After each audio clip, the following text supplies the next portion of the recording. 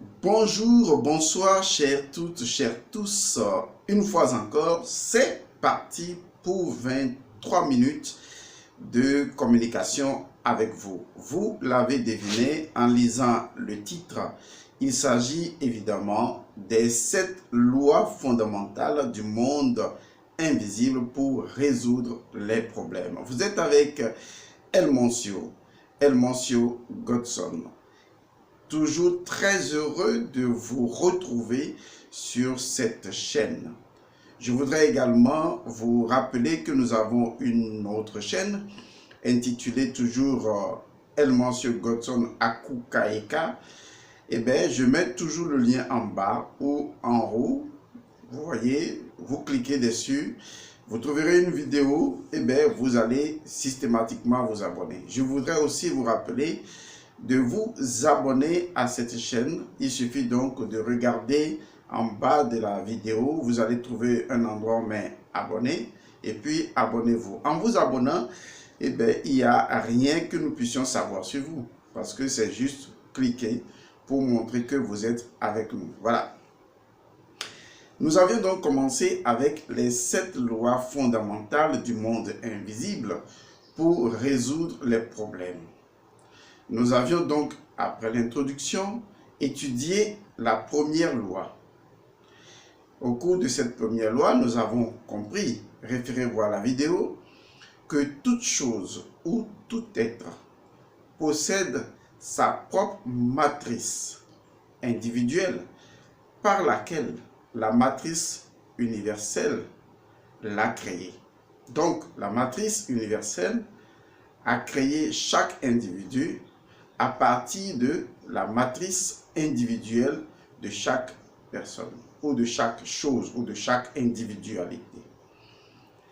Lorsque nous comprenons cette première loi, nous savons alors que nous pouvons modifier une chose, nous pouvons changer l'énergie d'une chose en retournant à la matrice même de la chose.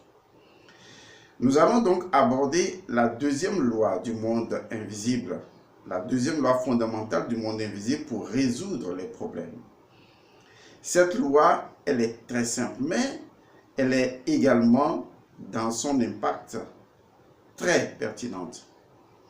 La loi dit ceci: le monde intérieur est le monde extérieur. Par contre, le monde extérieur est toujours une partie du monde intérieur. Je répète, le monde intérieur est toujours le monde extérieur. Par contre, le monde extérieur est toujours une partie du monde intérieur. Une dernière fois, le monde intérieur est le monde extérieur. Par contre, le monde extérieur est toujours une partie du monde intérieur. En résumé, le monde intérieur est toujours plus que le monde extérieur. Cette loi, elle est fondamentale. Elle nous permet justement de réorienter nos perspectives. Parce que les lois nous permettent de reconfigurer notre mental vers une fertilité ou une meilleure fertilité pour la recréation de notre propre personnalité. À partir du moment où je connais une loi, parce que j'en ai fait le savoir et que je l'ai à un niveau donné intériorisé, donc expérimenté, je peux commencer donc à vibrer à la fréquence de cette loi. Je peux alors dire que je connais cette loi parce que je l'ai rencontrée, je l'ai croisée, nous nous sommes interpénétrés expérientiellement parlant. Il va sans dire donc que lorsque je rencontre une loi telle que celle-là, je dois pouvoir la décortiquer et voir son applicabilité dans le monde extérieur. Lorsqu'on me dit que le monde intérieur est toujours le monde extérieur, Cela veut dire que la totalité du monde extérieur n'est rien d'autre que le monde intérieur. Pour dire qu'il n'y a pas réellement du monde extérieur. Et que ce que nous appréhendons même comme étant le monde extérieur, en fait, c'est toujours une partie du monde intérieur.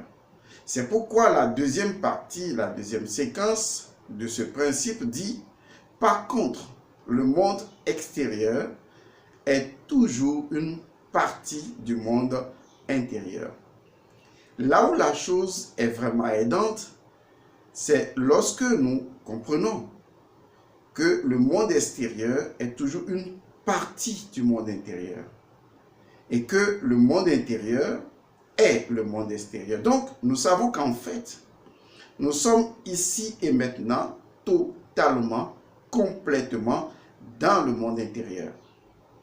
Et que les événements de la vie que nous nommons extérieurs, en fait, c'est toujours le monde intérieur, mais en train de nous montrer des séquences de ce dont nous avons besoin pour pouvoir expérimenter certaines choses. Et ça, c'est l'élément fondamental. Il va sans dire alors que c'est comme l'iceberg. L'iceberg montre une partie émergée. Cette partie émergée peut être considérée comme étant le monde extérieur. Et la partie immergée peut être considérée comme étant le monde intérieur. Et que le monde intérieur est toujours plus vaste que le monde extérieur et en constitue fondamentalement sa racine. Ceci n'est pas simplement une théorie, même si la théorie est un principe que nous mettons en application. Dans la vie quotidienne, chaque chose répond de ce principe-là. Lorsque je prends la table, je prends un oiseau, je dis n'importe quoi, une maison, je prends même les situations de la vie, je dois pouvoir leur appliquer ce principe.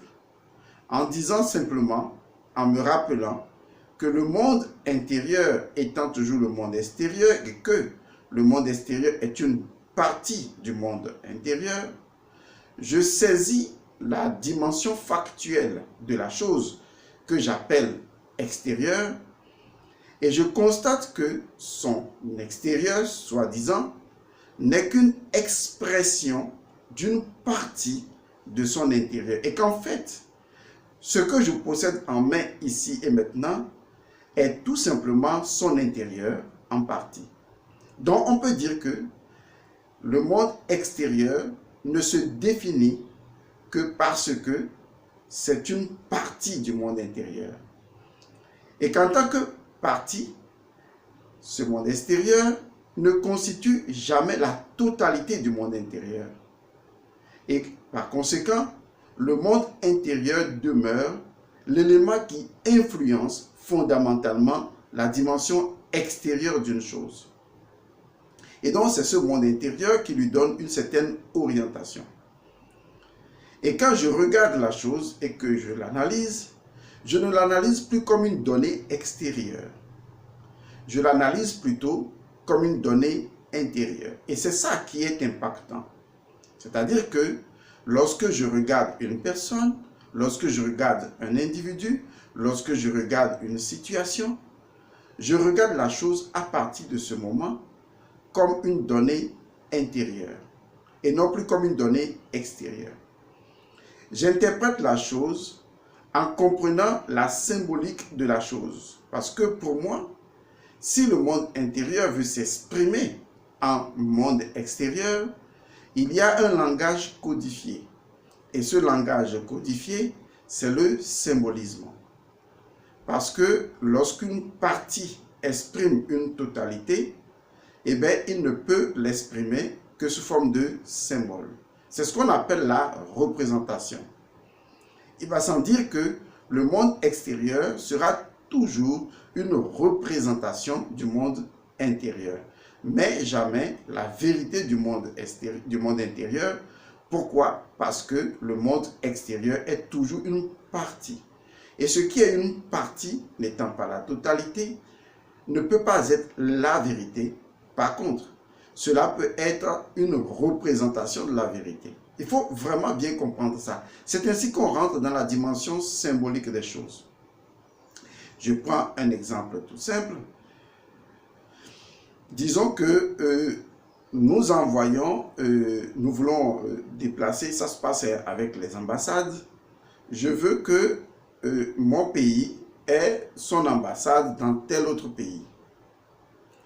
Il est vrai que une ambassade dans un pays représente le pays. Mais ce n'est pas le pays, en fait.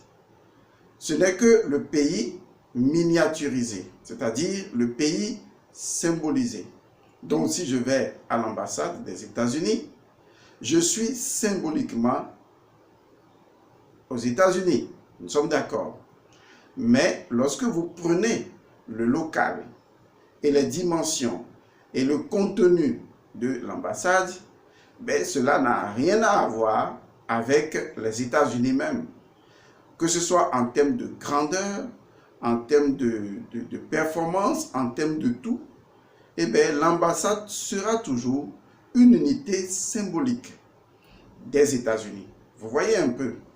C'est exactement de cette façon que le monde intérieur et le monde extérieur fonctionnent. Et donc, l'ambassade qui est dans un autre pays, qui est une représentation de ce pays-là, ne peut pas être la vérité, en ce sens que si nous avons besoin de prendre des décisions dans cette ambassade qui est représentée dans un autre pays, il faut forcément se référer au pays d'origine et prendre les décisions, les informations que l'ambassade peut exprimer. Je donne cet exemple comme ça pour que chacun puisse saisir la relation qu'il y a entre le monde intérieur et le soi-disant monde extérieur. Et donc, quand j'approche l'ambassade, tout ce que je vois là, c'est tout simplement un symbole. Vous voyez, c'est un symbole. Et à travers ce symbole, je me connecte, vous voyez, aux États-Unis, parce que je sais que derrière cette représentation, il y a quelque chose, et que ce quelque chose est la vérité, et que l'ambassade n'en est que la représentation. De la même manière, lorsque je suis dans une situation donnée, je regarde la situation avec ce même principe. Le monde intérieur est le monde extérieur, donc par contraposition, on peut dire que les États-Unis sont ou est l'ambassade, mais que de façon représentée, l'ambassade n'est pas réellement, vous voyez, on va utiliser l'expression véritablement et réellement, les États-Unis, ce n'est qu'une représentation. Si vous appliquez cette technique, vous remarquerez qu'en revenant à vos problèmes ou à vos relations dans la vie, vous direz tout de suite, en commençant par vous-même, ma vie telle que je la vis de façon factuelle est une représentation de la totalité de ma vie intérieure. Parce que ma vie extérieure est une petite partie infinitésimale de ma vie intérieure. C'est la vie intérieure en partie. Vous voyez, il faut ajouter le mot en partie. La vie intérieure en partie. Voilà. Et comme c'est la vie intérieure en partie, cette partie-là est quantifiable. Ça peut être 1%, ça peut être 0,5%, ça peut être 50%, ça dépend. Ça dépend donc de l'influence dans ma conscience que j'accorde à ce monde extérieur. Et il peut arriver que je lui accorde même plus de pourcentage que le monde extérieur n'en ait besoin. Alors qu'en termes de dimension métaphysique, le monde extérieur ne peut pas excéder, je vais le dire de façon simple, 1%, vous voyez, en termes de considération à lui donner, ne peut pas excéder 1% par rapport au monde intérieur qui est la vérité. Donc je pourrais dire tout simplement, tout de go, que la représentation des États-Unis dans un pays est 1%, vous voyez, des États-Unis. c'est une façon de voir les choses. Et que, en fait, je l'applique à ma vie quotidienne. Je dirais que tous les événements de ma vie et ma vie extérieure, entre griffes soi-disant, eh bien, représentent 1% seulement de la totalité de 100% de ma vie intérieure. Puisque la vie extérieure est une partie. Donc, si ma vie intérieure est 100%, dans les 100%, vous voyez, ce n'est pas à l'extérieur des 100% parce qu'en ce moment, ça va fausser les données. C'est à l'intérieur des 100%, eh bien, il y a une partie, 1%, tant que je peux le dégager, ça devient une partie et c'est cette partie-là qui représente le monde extérieur. Quand j'ai ce pourcentage dans ma conscience, je sais alors, en voyant l'image de l'iceberg, que je ne peux pas accorder plus d'attention au monde extérieur qu'au monde intérieur. Que chaque jour, je dois veiller à ce que cet équilibre soit. À savoir que j'accorde plus d'importance à mon monde intérieur qu'à mon monde extérieur. Il est vrai que mon monde extérieur est également mon monde intérieur, mais ici, je parle en termes de auto-hypnose. Parce que quoi qu'on dise, on se laisse auto-hypnotiser par le monde extérieur. De telle sorte que le monde extérieur vient happer la totalité de notre conscience et donc nous perdons même les 99% qui constituent l'influence vibratoire que le monde intérieur devrait avoir sur le monde extérieur et nous ignorons complètement notre propre origine. C'est la raison pour laquelle, en ayant ce pourcentage imaginaire et symbolique en tête, on peut se dire que chaque jour, je ne dois pas permettre à mon monde extérieur d'avoir plus d'influence de 1% sur la totalité de mon monde intérieur. Dans l'applicabilité, toujours, je vais me rapprocher d'un élément simple, les problèmes que je rencontre. Les problèmes que je rencontre ont le même modus operandi, à savoir que ce que j'appréhende de la situation problématique représente en fait 1%. Et que le monde intérieur de ce problème-là représente justement 99%, puisque c'est 100% le monde intérieur et on a 1% de cette partie du monde intérieur qui est en fait le monde extérieur. Et quand je comprends cela, je cherche immédiatement à me connecter à la dimension symbolique de ce problème-là. C'est ça qui est intéressant. Regardez, lorsque je vais à l'ambassade des États-Unis, je sais au fond de moi que c'est 1% des États-Unis, 100%. Et que si je veux comprendre le fonctionnement de l'ambassade, je dois comprendre le fonctionnement des États-Unis, avec leurs lois, avec leurs règles. Parce que chaque fois que j'irai dans une ambassade et que je voudrais faire les choses autrement, on me fera comprendre que non, ici, ce n'est pas comme ça. Tu es aux États-Unis, représentativement parlant, et donc les lois ici sont différentes, même si tu es dans un autre pays. Nous sommes aux États-Unis, représentativement parlant, là, symboliquement parlant, nous sommes aux États-Unis et les lois ne sont pas pareilles. Et donc, je cherche à comprendre quelles sont les lois des États-Unis que je retrouve forcément au niveau de sa représentation. Et c'est ce que je fais également avec ma vie au quotidien. Je dois me dire, ok, il n'y a pas de souci, il y a un problème. Ce problème, c'est 1% de la totalité des 100% de la vie intérieure et que ce 1% de la vie intérieure, parce que c'est dégagé, représente donc le monde extérieur. Permettez que je me répète pour votre bien. Ensuite, je veux régler le problème. D'accord? Je ne peux pas régler le problème en m'appuyant sur le 1% du problème. Vous voyez, c'est là que ça va clocher parce que les lois qui sont au niveau de la représentation ne sont que des lois exécutables. C'est l'exécutif qui détermine l'exécutabilité de la loi au niveau de la représentativité, au niveau de la représentation. Donc je suis obligé de chercher vraiment à intérioriser et donc à pénétrer dans les autres pourcentages de 99% qu'il reste de ce monde intérieur en me disant je dois savoir quelles sont les lois qui gouvernent ces 99%, dont le 1% n'en est qu'une représentation. Vous voyez, à partir de ce moment, je déshypnotise complètement mon attention du problème et je vais dans l'intériorité du problème. Parce que je pose la question au problème, puisque le problème est une entité, c'est une entité. Qu'est-ce qu'une entité? C'est une énergie qui s'est imposée, qui possède sa propre récurrence. Et donc, quand le problème est là, persistant, ça veut dire que c'est une entité que je dois pouvoir régler.